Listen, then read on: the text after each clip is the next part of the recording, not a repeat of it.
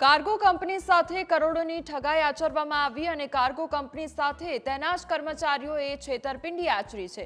5 કર્મચારીઓએ ભેગા થઈ 1 કરોડ 16 લાખથી વધુની ઠગાઈ કરી તો ગેરકાયદેસર રીતે સોફ્ટવેરમાં રિચાર્જ બતાવી રૂપિયા કંપનીમાં જમા ન કરાવ્યા, કંપનીના હિસાબમાં અને એકાઉન્ટમાં ગોટાળા કરવામાં આવ્યા હતા। છેતરપિંડી કર્યાની ફરિયાદ પણ દાખલ કરવામાં આવી છે। સાયબર ક્રાઇમે 5 વિરુદ્ધ ગુનો નોંધી વધુ તપાસ હાથ ધરી છે।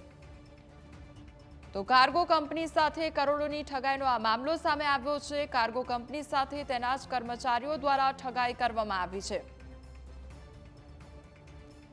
તો કાર્ગો કંપની સાથે કરોડોની ઠગાઈ કરવાનો મામલો સામે આવ્યો છે। કાર્ગો કંપની સાથે તેના જ કર્મચારીઓએ છેતરપિંડી આચરી।